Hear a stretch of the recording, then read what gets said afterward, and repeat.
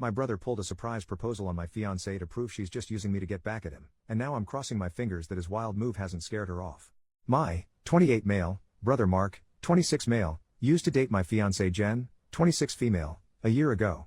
For context, they dated back in August 2022. They were only together for a month before he broke things off with her because he was bored of being in a relationship and never really wanted to settle down anyway. At the time they were dating I was in a different state, so I had no idea he even had a girlfriend, and I had no idea who Jen was until I met her. Jen and I met at a bar when I moved back in October and hit it off really well. She was easily the most beautiful and intelligent woman I ever met, and we met up a few times more before we made it official. Fast forward to December and I finally bring her up to my family and propose them meeting her at Christmas. They knew I was in a relationship, but I'm not the most open about my personal life, so I kept details about her to a minimum until I knew how serious we really were. My parents asked to see pictures and they started passing my phone around the dinner table. Mark saw it and blew up, calling me a shit brother for dating his ex-girlfriend, and he demanded I break it off with her. I refused. When I asked Jen about it, she confirmed they dated and gave me the details about their breakup. It took a few weeks, but eventually Mark stopped bringing up me dating his ex and I thought he was over it. On Jen's birthday this year, I took her out to a fancy dinner with both of our families and her closest friends, and I asked her to marry me. Mark flipped once again and blew up about me proposing to her, which me and my sisters immediately shut down. The incident happened this past weekend. Mark had been pretty quiet about the whole thing for the last 2 months. I didn't see him much and figured he went low contact with me, which I had no problem with. Then he invited me and Jen for family dinner at his apartment with my parents and sisters. I thought it was weird, but my parents and sisters were also going, so we agreed to go. The dinner was nice, nothing too fancy, and we moved to the living room to talk. About 30 minutes into normal conversation, Mark stood up and told us he had an announcement. He made a long speech about being happy to have his family around for his big moment, then got on one knee and pulled out this cheap ring while asking Jen to marry him. Jen was confused and obviously uncomfortable and demanded that he put it away and stand up. My dad tried to make a grab for Mark, but I got to him first and punched him. I won't repeat most of it, mostly because I was too angry to even listen to most of it, but he said something along the lines of wanting to show me that Jen wasn't really into me and just wanted to get back at him. Before it could get worse, my parents rushed me out and promised to talk to him. It's been a few days since it happened and I'm still pissed off. I don't know what to do at this point. I'm scared Jen might have second thoughts marrying me because of this. Any advice? Edit to add later that day. First, thanks for reading and responding. I want to clarify a few things that I saw in the comments. 1. Jen and I are newly engaged. It was one of those feelings where we both knew we were in it for the long run. As fast as it is, I'm sure about her. 2. When we met, I was the one who approached her, not the other way around. Whether she knew or had suspicions of us being related, I don't know. I asked after finding out they dated and she says she had no idea. I didn't have a reason to doubt that, but I can admit this, seemingly, overreaction on Mark's part does raise red flags. 3. I had no idea she and Mark dated when I met her. Mark and I aren't close at all. We used to be, but as we grew up we drifted and talked less and less. Before I moved back, we didn't really speak much aside from special days like his or my birthday. Jen knew of my family but not much until I decided I was ready to introduce them to her. When she and Mark met, again, I didn't get a sense of any residual feelings on either part. She didn't treat him like a stranger, but she also wasn't overly affectionate with him either. 4. I was told this was a relationship that lasted a month. I didn't think I needed permission from Mark to ask her to marry me, but maybe that was wrong of me. I'm not sure. That being said, I plan to talk to Mark this weekend to lay everything out on the table and figure out what's up. I never asked for his side of their relationship, which is my fault for not doing my due diligence. Update 2 days later, I called Mark and asked him to meet up with me at my place to talk. I told him I would prefer Jen to be around for the talk as well, but I was cool with it if he didn't want her there. He agreed to talk to both of us and showed up at my place around noon today. It was pretty quiet for a few minutes before I started the conversation. I apologized for not warning him I would be proposing to Jen, and I apologized for hitting him. He said it was whatever, but he appreciated the apology. I told him what Jen had said about the relationship and breakup when I asked her about it, and I asked him to confirm if it was true. I pretty much said that his reaction throughout this whole thing has been extreme and I wanted to make sure I wasn't misunderstanding their relationship or downplaying how serious they were. He confirmed that they only dated for a few weeks and he broke up with her because he lost interest. Jen asked if he was acting like this because he still had feelings or regrets about ending things with her. He said he could admit he thought she was more attractive than when he last saw her, but there weren't any feelings or regrets. He said he just didn't like seeing a girl he dated, even if it was short term, with his older brother, and as a man I shouldn't have violated him by pursuing things with his ex. I reminded him that I had no idea they dated, so it wasn't like I consciously did this knowing their history together. He shrugged me off and said it didn't matter, I still should have broken it off. He was adamant that if the roles were reversed he would have done the same thing, which I highly doubt. I asked him why he proposed to her if he didn't have any lingering feelings. Basically, to sum it up, he was talking about it to one of his buddies who was around when Mark and Jen dated, and the guy put the idea in his head that maybe Jen knew from the start that we were related and was doing this to get back at him, considering Jen had been hung up on him after they ended. He and his friend thought it would be a good idea to test it and see if they were right, so he came up with the idea to propose and see if she dumped me for him. Jen asked him to elaborate on why he thought she was hung up on him, and he told her that he heard she was asking about him following the breakup and still hanging out at the places they used to go to, so it was a valid assumption. Then for her to pop up randomly with his brother affirmed his suspicions. Jen told him she'd only asked about him once following the breakup and she'd been hanging out at those places with friends before they started dating and she wouldn't avoid them because of a breakup. She also told him she was offended at the idea that she would go as low as to pursue me, just to get back at him. He shrugged and gave her a half apology but said she had to see it from his point of view. He asked her if she really didn't know and she told him that she didn't see the resemblance in us until we were in the same room and we act nothing alike, so it never crossed her mind, and he said okay. That pretty much wrapped up the conversation. He did tell me before he left that I could take back his invite to the wedding because he can't bring himself to support our relationship knowing he used to date her. I told him he didn't have to worry about that as he was most likely going to be uninvited anyway. It's been a few hours since our talk and I do feel better. My parents aren't too happy about him being uninvited, but they understood that it was a mutual decision and probably for the best. My sisters told me they knew he didn't have a good reason for being a jerk and they don't blame me for not wanting him at the wedding. As of now, I'm going to limit contact with Mark and I doubt he'll reach out to me anytime soon either. Once again, I want to thank everyone for reading and commenting, and if anything significant happens, I'll update again. Second update 2 months later, so I've been low contact with Mark since our last conversation. I haven't called him and he hasn't called me, and our only interactions have been in family settings. As it stands, my mom is now upset that Mark is still uninvited for my wedding. It started with a comment made during my younger sister Sophie's birthday, 22 female. Her boyfriend of, I think, 4 years proposed to her at the end of the night and we sat around talking about what she envisioned for her dream wedding. She talked a bit about wanting a destination wedding and her ideas for the cake and dress. Then she said something along the lines of, "Teddy, I know Mark's banned from your wedding but you won't care if he comes to mine, right?" I laughed it off and told her I can't get mad about her guest list even if I wanted to. My mom gave me this weird look and asked if Mark was still not invited to my wedding. I told her yes and she got irritated. She told me she thought I was joking and said I was being unreasonable to go through with banning him from the wedding since he's family. She accused me of holding a grudge just to be petty. I reminded her that he and I agreed on him not coming. I then told her that this wasn't the time to talk about my wedding since the day was about Sophie, and if Mark or her want to talk about my wedding they can call me another time. Sophie laid into my mom a bit about trying to make her special day about Mark and my mom dropped the issue. For those of you who might be wondering, Mark wasn't at Sophie's party because he apparently had to work and couldn't make it. A few days later, my mom stopped by my house and said she wanted to discuss my wedding. She asked me why I was so adamant about Mark not coming to my wedding.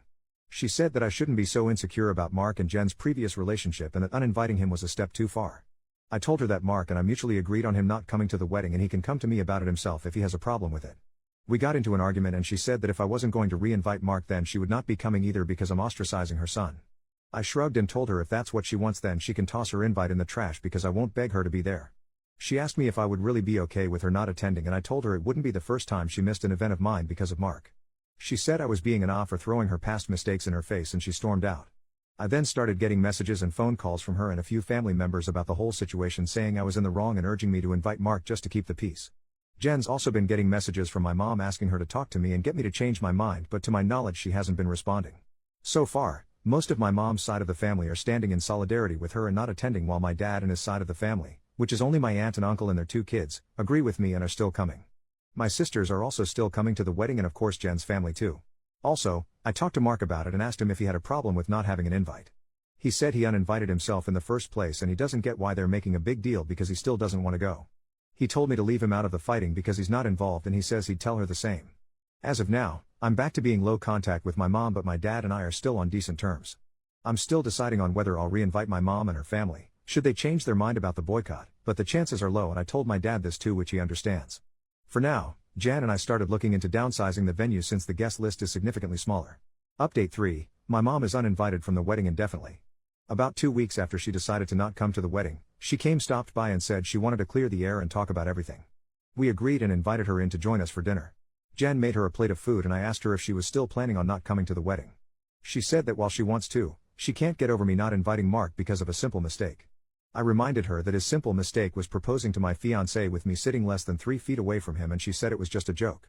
Jan asked her why she wanted to talk if she was maintaining the same stance on Mark coming to the wedding. She said she wanted to talk to Jen and she was hoping Jen would hear her out and talk me into inviting Mark again. She apparently assumed I was at work and she'd be able to catch her alone. Jen politely told her that she understood her thought process, but she wouldn't have had that conversation anyway without me present since this is about my brother. My mom made a comment somewhere in the lines of Jen being spineless and unable to have a conversation without me thinking for her, which started a pretty heated back and forth between the 3 of us before Jen told her to get out. She got up and started walking towards the door and my mom followed her still screaming at her. By this point she's yelling about her tearing our family apart.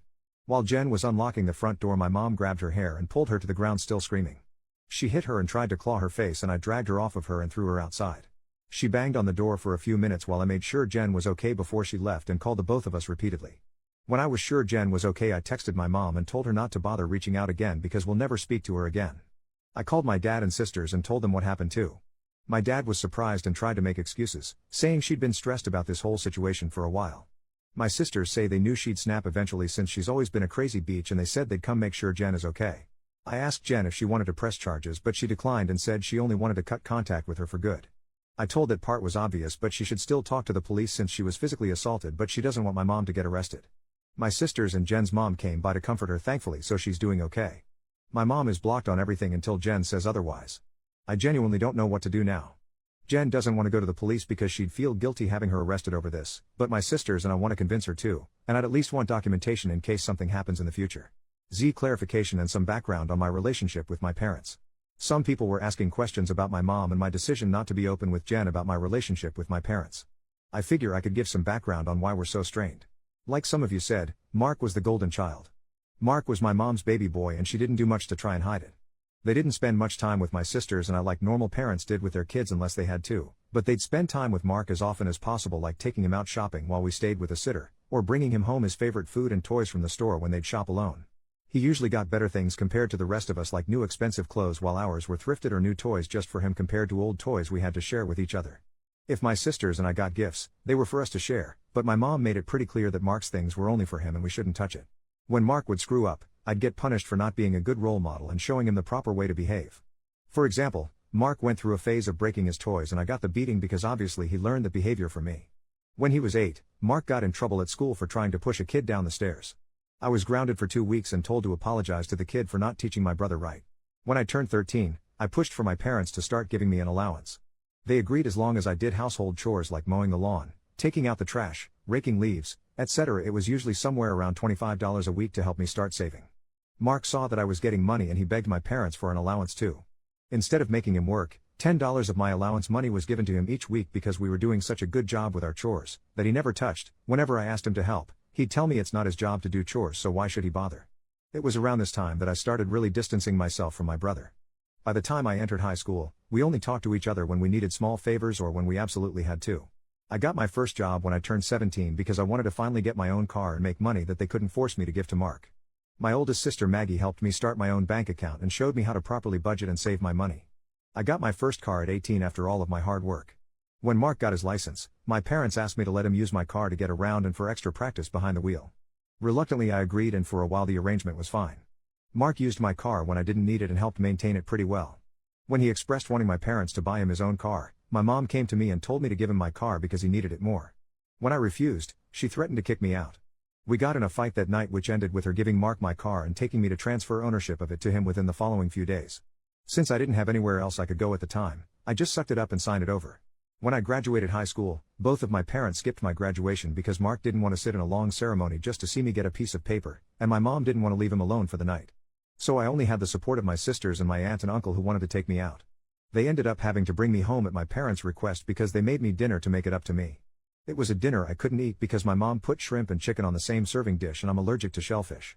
My first year out of high school I worked 2 jobs to buy myself another car, and at the start of the new school year I moved away for college and cut contact with them.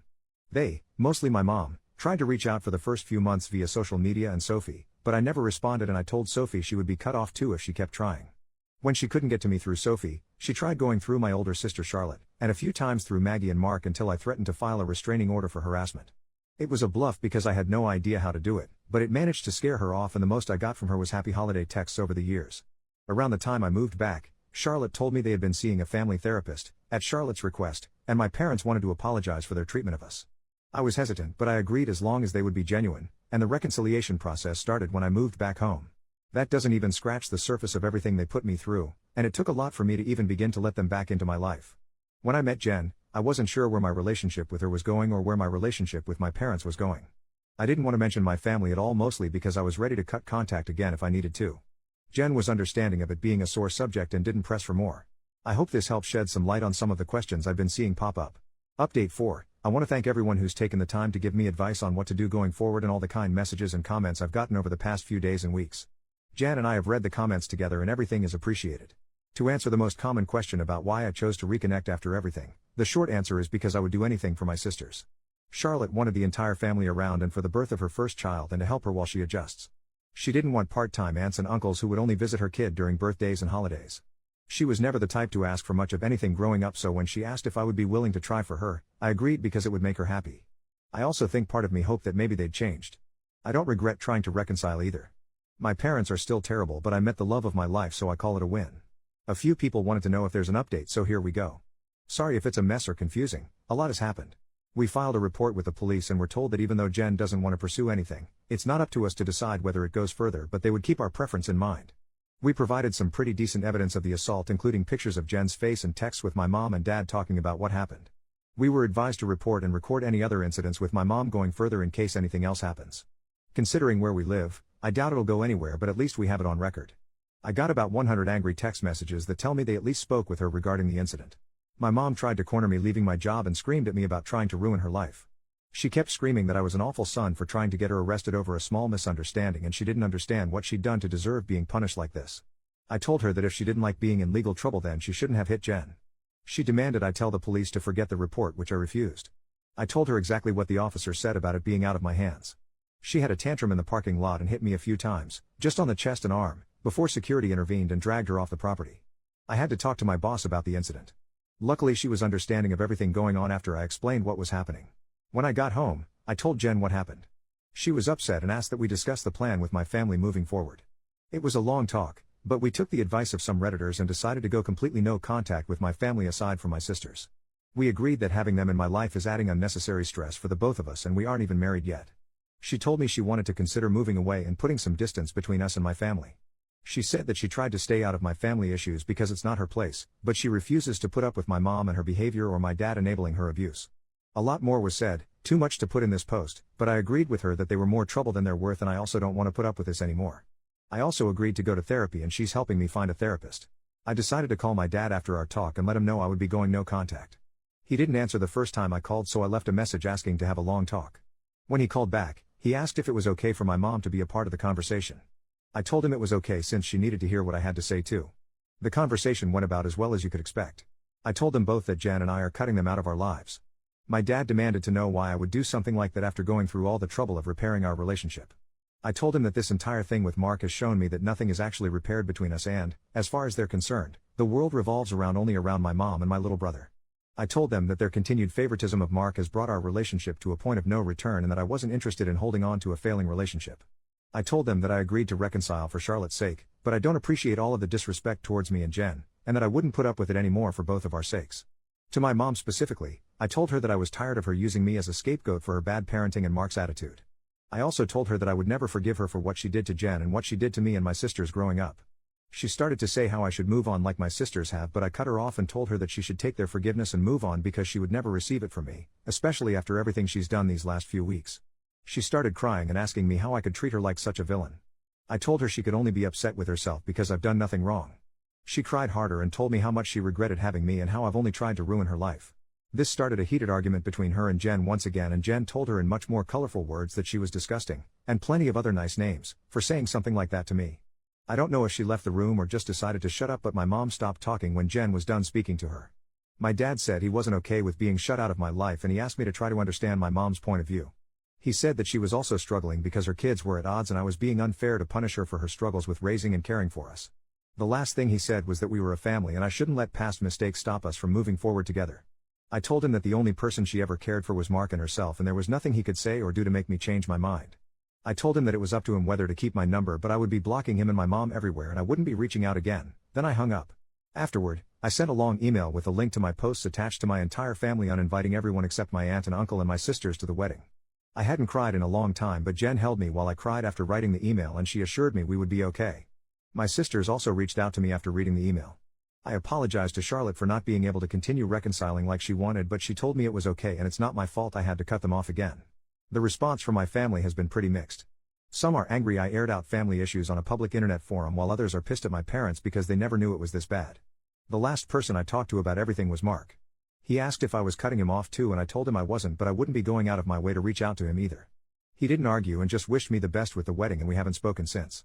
Right now, Jen and I are looking for a new place to stay. The plan is to move closer to Jen's brother. He lives about 3 hours from where we are now, and Jen and I like the city he's in. I spoke to my boss about transferring, and Jen is looking into the option of working 100% remotely or possibly finding a new job. And once again our venue's changed. Since the guest list is significantly smaller, my future brother-in-law is considering letting us use his lake house for our wedding. I don't plan to post any more about this unless the sky falls, at least not until the wedding, because I want to move on with life, but I want to thank you all for your comments and advice. New update 10 months later. Hey everyone, it's been a while since I posted here. Things have been busy, but I saw a few requests for an update. It's small, but here it is. I have a wife and a newborn daughter now. We found out Jen was pregnant around the time of my last post, so that pretty much kicked us into overdrive as far as moving away and starting fresh in a new place.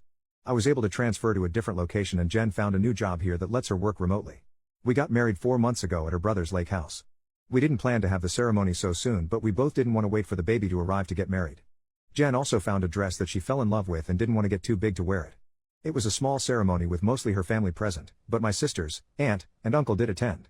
I know some people probably wanted to hear about a huge blowout at my wedding, but it was easily one of the best days of my life. My daughter was born early last month. She's beautiful, happy, and healthy. Jen's also doing okay. The last stretch of the pregnancy was hard for her both emotionally and physically, but since giving birth she's been doing better. She's seeing a doctor regularly during this postpartum phase due to complications she had during the pregnancy, but so far there aren't any major health concerns for her. Besides complaining about the doctor visits, I don't think I've seen a frown on her face since we've brought our daughter home. As for my parents, I haven't heard from my dad, but my mom did reach out a few days after the wedding. Apparently my uncle sent them some of the photos they took at the wedding. My mom made a fake Facebook page and started spamming Jen and I with angry messages about excluding her from both the wedding and from Jen's pregnancy.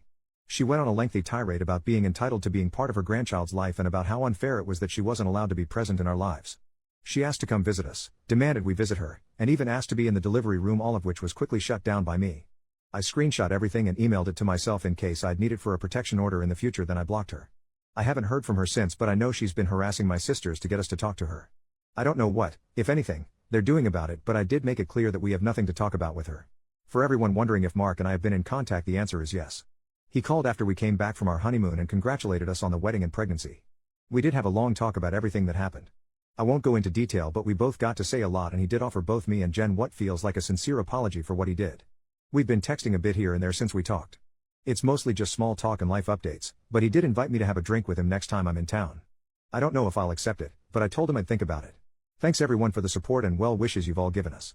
Sorry if this update was all over the place. Edit, just to clear it up before anyone asks, Mark doesn't know where I live and likely won't know in the future. If he chooses to give updates about my life to my parents, that's his choice. I won't give him any details that he can pass on that would help them pop up unannounced. Unfortunately, even if we are able to form some sort of relationship, I'll never be able to fully trust him.